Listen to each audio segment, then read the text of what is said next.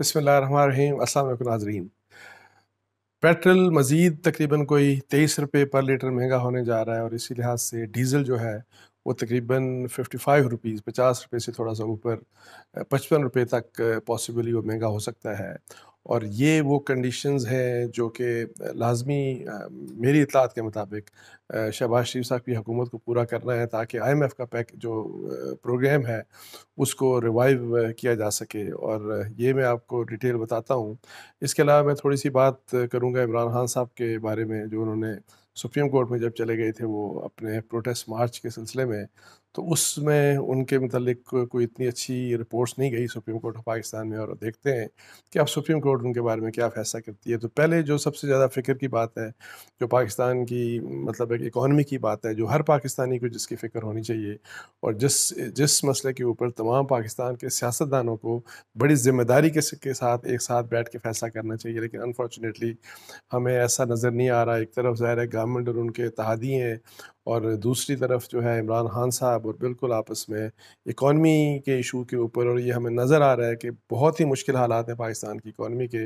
اور اللہ معاف کرے کہ اگر ہم ان کو نہیں سنبھالتے تو ہم ڈیفالٹ کی طرف جا سکتے ہیں۔ اور لیکن انفارچونیٹلی جو رسپانسبلٹی اور جو سیریسنس ہمیں اوور آل پولیٹیشنز کی طرف سے ہمیں جو نظر آنی چاہیے تھی، اور خاص طور پہ میں یہ کہتا ہوں کہ جو حکومت اور اپوزیشن کو مل کے بیٹھنے والی بات، اس کے اوپر انفارچونیٹلی کچھ بھی نہیں ہو رہا۔ تو وہ میں آپ کو بتاؤں کہ میری اطلاعات یہ ہیں کہ آپ کو پتہ ہے کہ ڈیزل اور پیٹرول میں ابھی ایک ڈیڑھ ہفتہ پہلے دو بار وہاں پہ 30 روپے پہلے ڈیزل اور پیٹرول مہنگا کیا گیا، پھر کچھ دنوں کے بعد پھر دوبارہ سے 30 روپے پیٹرول اور 30 روپے ڈیزل دوبارہ مہنگا کیا گیا، مطلب 60 روپے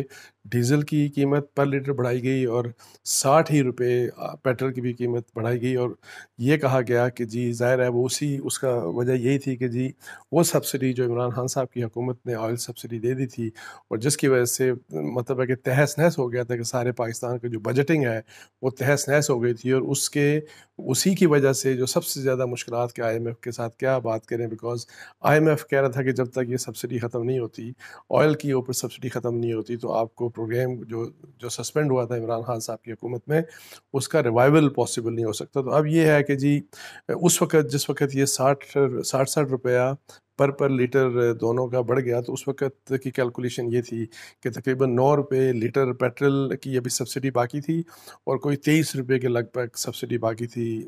ڈیزل کی۔ لیکن unfortunately to the bad luck of Pakistan, اور پاکستان کے لوگوں کے لیے جو ہے وہ یہ کہ جی یہ پیٹرول اور آئل کے جو پرائسز ہیں وہ اس دوران ظاہر ہے مزید بڑھ گئے انٹرنیشنل مارکیٹ میں۔ اور اب جو کیلکولیشن جنرلی یہ کیلکولیشن ظاہر ہے اوگرا کرتی ہے، اور اوگرا یہ کیلکولیشن کر کے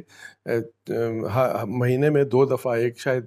13 یا 14 تاریخ کو، اور ایک towards the and of the month, یہ حکومت کو دیتی ہے، اور اس لحاظ سے حکومت کو ایڈوائز کی جاتی ہے، ریکمینڈ کیا جاتا ہے کہ کس طرح سے مہنگا کریں یا پیٹرول سستا کریں، تاکہ جو کاسٹ ہے وہ پاس آن کی جائے جو اینڈ یوزرز ہیں، مطلب کنزیومرز کو۔ اچھا، اس وقت جو 9 روپے کا پر لیٹر پیٹرول تھا، آج میری جو اطلاعات ہیں مجھے بتایا گیا کہ جی آج وہ 23 روپے پر لیٹر پیٹرول جو ہے وہ مہنگا کرنا پڑے گا سبسڈی ختم کرنے کے لیے، اور ڈیزل کے اوپر جو سبسڈی ہے اس کو کمپلیٹلی ختم کرنے کے لیے 55 روپے آپ کو مہنگا کرنا پڑے گا۔ اور یہ آپ کو اب زیادہ ٹائم نہیں ہے، یہ آئی ایم ایف یہ کہتا ہے کہ آپ مہنگا کریں تو پھر، اور 1 جولائی مطلب ہے کہ 2022 1 جولائی 2022، سو نیکسٹ فائنینشیل ایئر کے سٹارٹ سے پہلے ہمیں اب ان کو گورنمنٹ کے پاس اب اس کے علاوہ کوئی چوائس نہیں ہے کہ اس کو مہنگا کرے۔ اور یہ ظاہر ہے لوگ 30 روپے جب 60 روپے مہنگا ہو گیا تو سوچ ہی رہے تھے کہ جی جنہیں وہ جو ڈیفیکلٹ ڈیسیجنز تھے، جو مشکل فیصلے جن کی بار بار بات کی جا رہی تھی، وہ فیصلے ہو چکے، لیکن یہ نہیں پتہ تھا کہ جی یہ بھی اس طرح کی انکریز آئے گی، اور یہ جو فیصلہ ہوگا جو آخر میں اگر ابھی ظاہر ہے یہ لینا پڑے گا، اس کے علاوہ تو اب کوئی چارہ نہیں، اب یہ فیصلہ لیں گے تو یہ 23 روپے پیٹرول اور ڈیزل خاص طور کے اوپر یہ آپ کو ایک گو میں 55 روپیز مہنگا کرنا پڑے گا۔ اور یہ جب آپ مہنگا کریں گے تو پھر ہی IMF جو ہے وہ آپ کو یہ میجر ہکپ ہے، اور ظاہر ہے یہ جب آپ سبسڈی ختم کریں گے تو IMF آپ سے مطلب ہے کہ وہ ایگری کر جائے گا، اور یہ وہ چاہتے ہیں کہ جی 30 جون سے مطلب 30 جون تک یہ سبسڈی ساری ختم ہو جانی چاہیے، تاکہ نیکسٹ فسکل ایئر میں جو اگلا فائنینشیل ایئر ہے، نیکسٹ بجٹ ایئر ہے، اس میں یہ سبسڈی نام کی کوئی چیز آئل کے اوپر نہیں ہونی چاہیے، بلکہ ظاہر ہے وہ تو آلریڈی حکومت نے اپنے بجٹ میں جو ہے کمٹ کر دیا کہ جی ہم اس کے اوپر بلکہ اب لیوی بھی مطلب اس کے اوپر ٹیکس بھی لگائیں گے، اور وہ پتہ نہیں 700 ارب یا وٹ ایور جتنا بھی ہے۔ اور اس کے بارے میں ہر اینی حکومت کی یہ ایک امید ہے کہ جی اللہ کرے کہ 2-3 مہینے بعد 1-2-3 مہینوں کے بعد آئل کی پرائسز کم ہوں گے انٹرنیشنل مارکیٹ سے، جب انٹرنیشنل پرائس جو ہے آئل کی کم ہوگی تو اس کے نتیجے میں یہ ہے کہ جی یہ پھر آپ ٹیکس بھی لگا سکتے ہیں۔ پیٹرول کم از کم آپ کو مزید مہنگا نہیں کرنا پڑے گا، آپ کو اگر پرائس نیچے آتی ہے تو آپ سستا بھی کریں گے، اور اسی کو ایڈجسٹ کر کے تو آپ اس کے اوپر جو جتنا ٹیکس لگانے کا آپ نے کمٹ کیا ہے وہ ٹیکس بھی لگا سکتے ہیں۔ سو یہ بڑا ایک مشکل صورتحال آ گئی ہے، لیکن اب ان کے پاس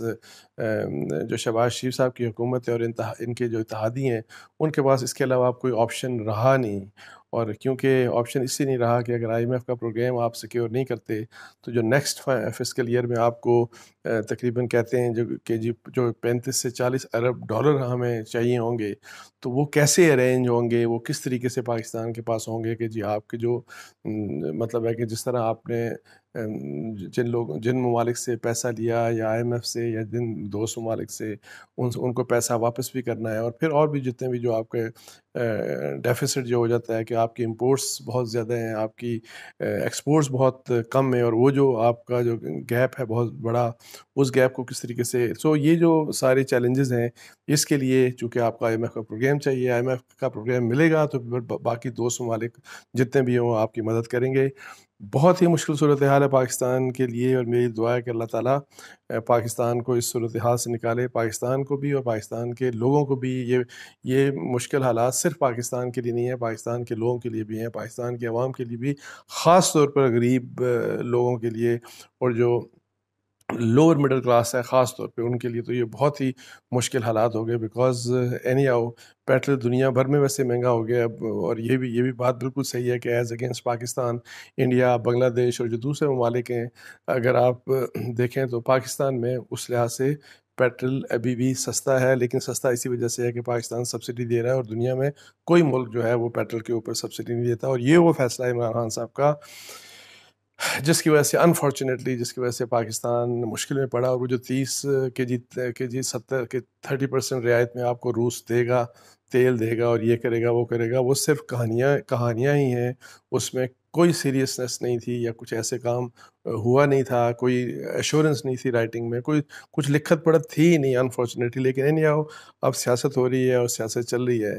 تو اللہ معاف کرے۔ تو یہ ایک بہت بڑا کنسرن تھا، اور میں کہتا ہوں میری دعا ہے، اور آپ بھی بلکہ سب لوگ دعا کریں کہ اس مشکل سے اللہ تعالیٰ پاکستان کو نکالے، پاکستان، اور ہم اللہ نہ کرے کہ ہم ڈیفالٹ کی سائڈ کے اوپر چلے جائیں، بیکاز وہ پھر ہمیں کم از کم ضرور دیکھنا چاہیے کہ دیکھیں کہ سری لنکا میں کیا ہوا۔ ہم ایک نیوکلیئر اسٹیٹ ہیں، ہم ایک 22 کروڑ ہماری آبادی ہے، ہمارے لوگ ایز اگینسٹ سری لنکنز ہمارے لوگ کافی اگریسو ہیں،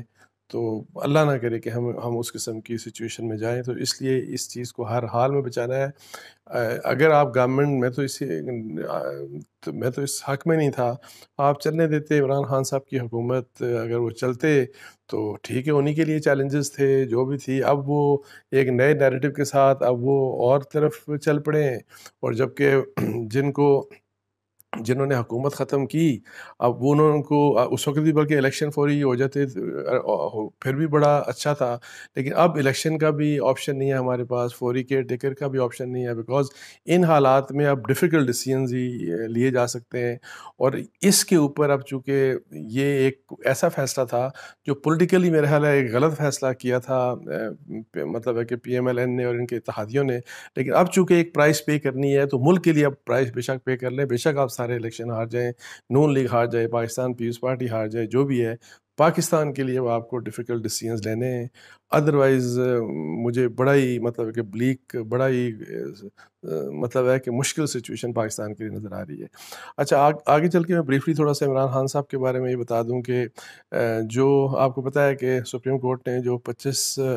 مئی والا جو مارچ سے ریلیٹڈ ان کی ڈائریکشن تھی، اس کی چونکہ وائلیشن ہوئی، اس کے اوپر سپریم کورٹ نے جو اپنا فیصلہ دیا تھا، ایک جج صاحب نے تو کہا تھا کہ عمران خان صاحب کے اگینسٹ پروسیڈ کیا جانا چاہیے، کنٹمپٹ پروسیڈنگ، باقی ججز نے ان کو تھوڑا سا اس کے اوپر مطلب ہے کہ اس حد تک نہیں گئے، لیکن وہ یہ کہہ رہے تھے کہ غلط ہوا، انہوں نے کچھ رعایت دے دی عمران خان صاحب کو، لیکن یہ انہوں نے کہا کہ جی افسوس کا بھی اظہار کیا کہ جو سپریم کورٹ کی ڈائریکشنز تھی ان کو فالو نہیں کیا گیا، اور وہی ڈی چوک کے اوپر سارا سب کچھ آنے وانے کا جس طرح بھی ہوا، اس کے اوپر آپ کو پتہ ہے کہ ڈفرینٹ ایجنسیز، گورنمنٹ کی ایجنسیز تھی، جس میں آئی بی کے انٹیلیجنس بیورو بھی تھی، جس میں آئی ایس آئی بھی تھی، جس میں اسلام آباد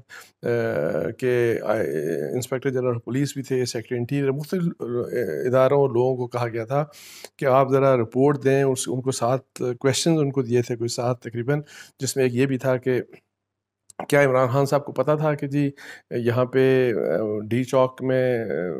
انہوں نے جب کہا کہ ڈی چوک میں جائیں تو ان کو یہ پتہ تھا کہ سپریم کورٹ نے کیا فیصلہ دیا، بیکاز سپریم کورٹ نے آپ کو پتہ ہے کہا تھا کہ جی H9 H8 اس ریجن میں انہوں نے آ کے تو وہاں پہ جلسہ کرنا ہے۔ اچھا، جو رپورٹس حکومتی اداروں کی طرف سے پیش کی گئیں تو وہ بڑی مطلب ہے کہ نیگیٹو ہیں عمران خان صاحب کے لیے، اور اس میں اس قسم کی بات کی گئی کہ جی اس عمران خان صاحب یہ جو ڈس آرڈر ہوا، جو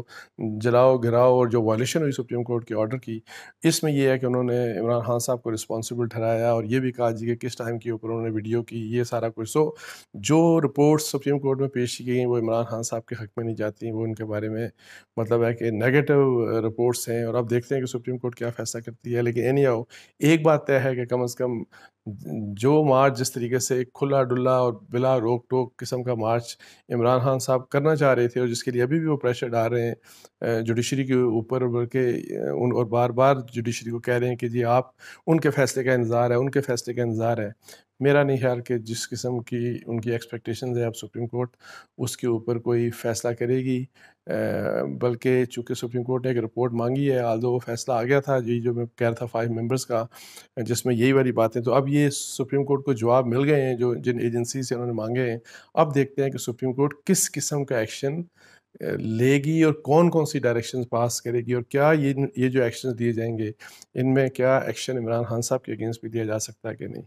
تو یہ ایشوز سے میں نے سوچا آپ سے بات کر لوں، اس کے ساتھ مجھے اجازت دیجیے جی، جزاک اللہ، السلام علیکم ورحمۃ اللہ۔